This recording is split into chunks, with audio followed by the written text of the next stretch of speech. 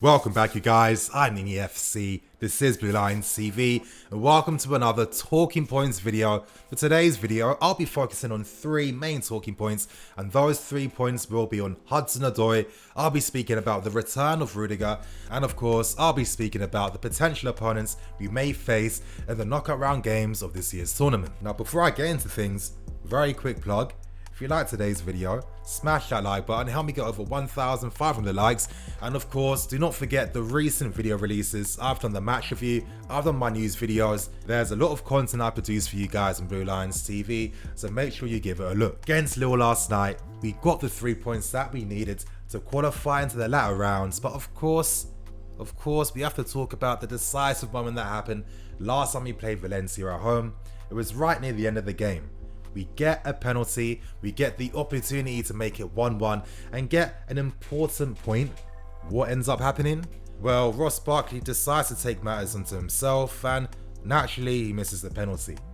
Now this 1 point was very costly. If we had secured this 1 point, we'd have topped this group. We haven't topped the group even though we are level on points with Valencia because their head-to-head record against us is much better. Now if we did top the group, I'm not saying that we would have had easy games against the runner-ups, but I'm saying when you compare the runner-ups to the teams that top their groups, well, it's a different story. If we came first, you guys, we could have played teams like your Lyons, your Dortmunds, your Napolis, and your Real Madrids. But now because we came second, well, it means that things do become a lot harder. It means that we could potentially come up against a Bayern Munich, Barcelona, Paris Saint-Germain, Juventus, and of course RB Leipzig. And I'm sure that the fan base collectively is praying to the footballing gods that we get this draw against RB Leipzig. Listen, against Leipzig, it's still going to be a difficult game because they are a very good team, a very offensive team, and I really think that the game against them might be a lot tighter than we originally expect, but for sure it's definitely going to be expansive and a lot of fun to see. But you know what? Times like this, we need to manage our expectations because I can imagine that we'll most likely come up against Paris Saint-Germain again. I'll be honest, you guys, I do not want to see Mbappe or Neymar playing at Stamford Bridge. We've played against them too many times.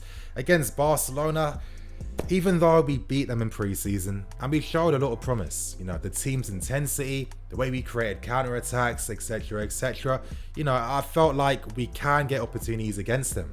But the question is, in decisive moments versus Barcelona, do we have that quality right now? That decisive quality in those moments you need to help us win that game? I'm not too sure. Bayern Munich are a powerhouse right now. Lewandowski is by far the best striker in Europe right now. An unbelievable scoring record. Now their form in the Bundesliga has been a bit iffy. They recently sacked Kovac, but when you see how they play in Europe, it's a completely different story. Now I'll tell you guys straight. The team I want us to play against is Juventus.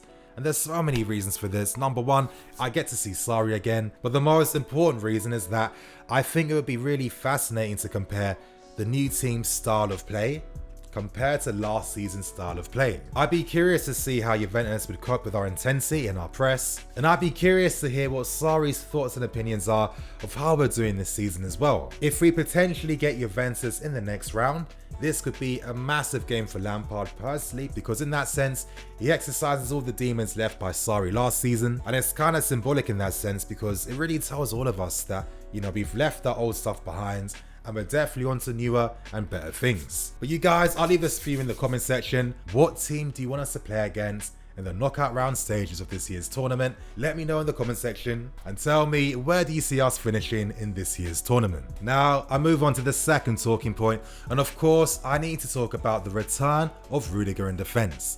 Now against LILLE last night, this was probably the perfect game for Rudiger because he was not put under too much pressure. It's one of those games where you can just focus on building your confidence, and last night LILLE weren't really pressing our defense, they weren't really closing us down in our own half.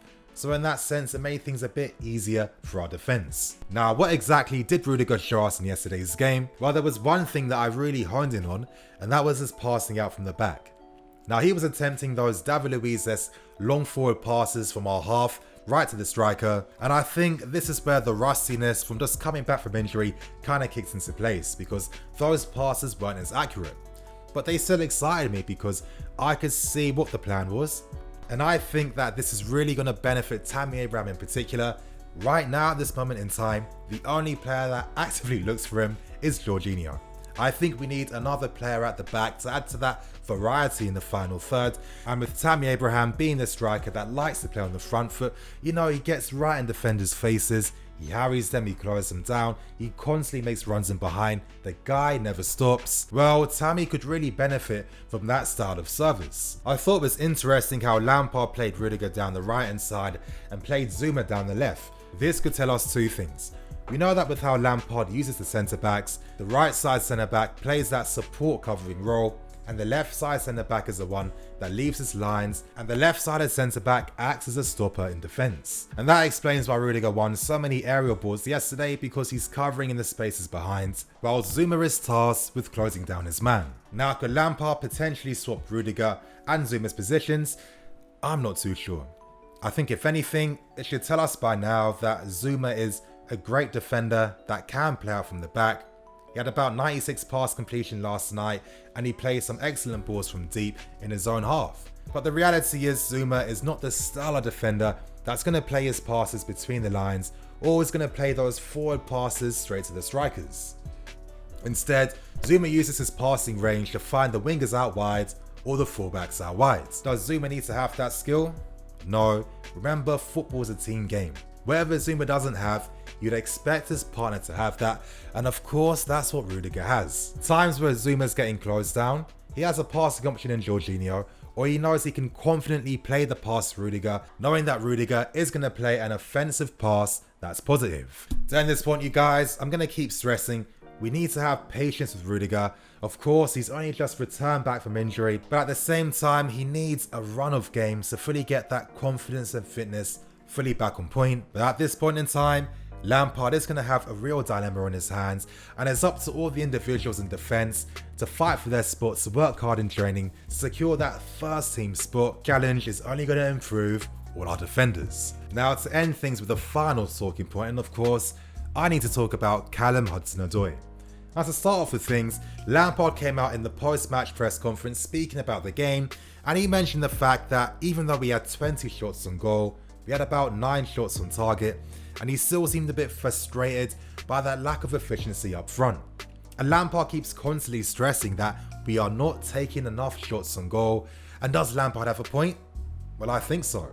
If we look at the stats in last night's game, we can see that Pulisic completed 8 dribbles in about 60 minutes before he got subbed off, and we can see that Willian completed 7 himself. On top of that, you had Cover completing 4, and I think Kante completed 4 as well. I know what you're thinking, that's a lot of individual skill to have, but also gets me thinking, does this explain why we have this tendency to overplay?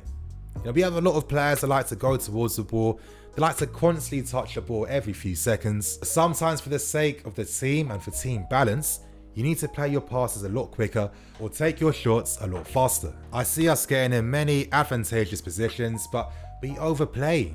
And most times it's because players are running with the ball longer than they need to do. And I think in particular, this is why it has affected Mason Mount, who does find very good areas in the final third, but that's a completely different point for another day. You guys want to know, how exactly does this link in with Callum Hudson-Odoi? Well, the second thing that Lampard mentioned in the press conference last night is that the club will be looking towards the January market. He wants to improve the squads, but he's not going to go crazy. And Lampard hinted that we could be in the market to sign a goal-scoring winger. Now, could this mean that Wilfried Zaha is a dead certainty to sign for us?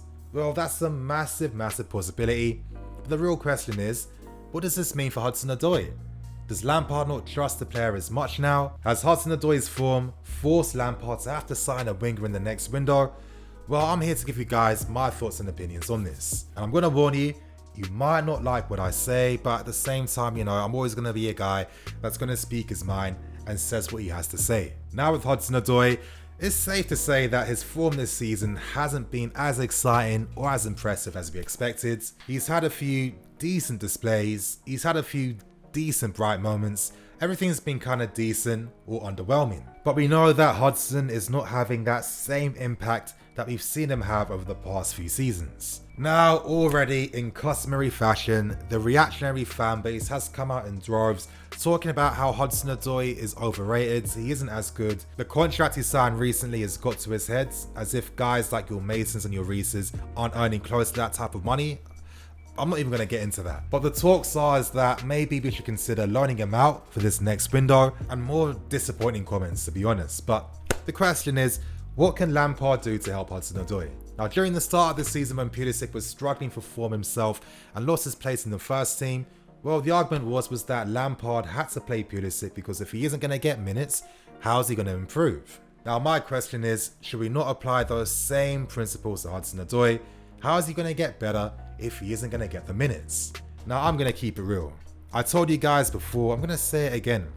Listen, if you aren't performing on point, then obviously you can't get that first team spot. I said it for Pulisic, I'm saying the same thing for Hudson Odoi. I fully support Lampard's meritocracy model with the squad right now. If you want to get that first team spot, well, you need to work for it. Because Lampard's proved that he has no personal preference or bias to any players. His only bias and preference is for good form and good players. That doesn't mean that Lampard doesn't understand that he is working with very young players. With Christian Pulisic, he gave him sub-cameo appearances, and that was how Pulisic was able to use those substitutions as that lift-off to win his place back in the first team. Now, Lampard's been doing the same thing to Hudson Odoi. That's why we saw him play the final half an hour against Lille last night. But I think it's safe to say, other than two little bright pieces of play, he was still quite underwhelming. As you guys can see on screen, I found a fantastic video on the Chelsea Reddit page, and he gave his take on Hudson Odoi and the Achilles tear he picked up against Burnley last season. Now, I really strongly recommend that you guys find the time to watch the video. It is going to be somewhere in the cards above, and the big takeaway that I took from that video, and the takeaway that I want to explain to you guys, is how Hudson Odoi could potentially be suffering this season. And that could be a mental thing he's suffering with, and the term happens to go by kinzophobia, and I hope I'm saying that right, I'm always messing up these names, but kinzophobia basically means the fear of pain due to movement. Now, we need to realize that most players his age, Hudson Odoi's just recently turned 19 years old, do not pick up these styles of injuries. Now, the positive thing is, from a physical point of view, Hudson Odoi's body can recover from this injury, but it's that mental confidence. If you're playing games, especially at this level, and you're constantly not trusting your feet, well, that's going to affect what you can do. And it seems like Hudson Odoi's speed of play just isn't as fast or sharp as it used to be. And I personally feel that it comes down to him not... And I personally feel that it does come down to him not fully trusting his body and not having that confidence just yet. Now, for some people, I'm sure they'll still take it as excuses. You know, Hudson Odoi is on this amount of money, meaning he's playing for us. He should be ready. I don't care about this 19-year-old blah, blah, blah, blah, blah. It most likely is going to be that type of response. And I have to say, personally, I think it's a bit pathetic, but I understand that some people see players as just commodities that live and exist just to entertain them. And it's just a shame that people just can't realize, okay, this is a very young player that we have right now. We need to become as patient as Hudson Odoi needs to get back into things, instead of tarnishing the guy's name or speaking down on him. Hudson Odoi has definitely suffered from not having a pre-season. Now, the importance of having a pre-season is that it's going to help with building that mental confidence after recovering from such a severe injury at such a young age. Now, in pre-season, you're playing very high intensity training style games in that sense, competitive but not too competitive, and they're the perfect type of games to build your confidence back and build your fitness. When you don't receive that opportunity and you're being thrust straight into the Premier League, if you don't have that gradual time to really grow into your body, and the next time you're playing you're getting thrown straight into a Premier League game, well, the levels are different, the competition levels are completely different, and for me, it's no surprise why the player's currently struggling. What I can say to end this point is that we've seen Hudson Odoi. Let's not forget all the things he's done for us last season, and even his first season getting his debut from Conte. We know he has the skill, he can beat his man, but it's so obvious that Hudson Odoi just isn't mentally confident enough. Give the kid some time to fully acclimatize and get back into things. Honestly, it's really annoying me, some of the stupidity I'm seeing online from these like self-entitled consumerist fans. We've all been patient with Pulisic, so why can't that energy apply to Hudson Odoi? I mean, please, if people are holding this contract thing against him, get over it. It's as simple as that. Hudson-Odoi did not negotiate his own contract talks. Of course not. That's down to his team. He's going to listen to his team. If they tell him what to do, he's going to do it. It's getting frustrating that people can't use common sense when it comes to football. And so often, this negativity stems from ignorance. Every single time. I'm fed up with it. Yeah, I know I'm getting a bit heated, you guys. But, you know, when I'm seeing stupid tweets directed and added at Hudson-Odoi, I mean, what are these idiots doing? What are these idiots doing? You know, you guys, you know, I can see myself getting a bit angry recording. It's like the first time this has happened. I think it's the perfect time to end the video now. But honestly, man. Anyway, you guys, on that note, I'm gonna wrap things up and keep things moving. I'm LILLE FC. This is Blue Line CV. Support the damn team. Support the damn players. It's as simple as that. Come on, Chelsea. I'll see you guys soon with another video.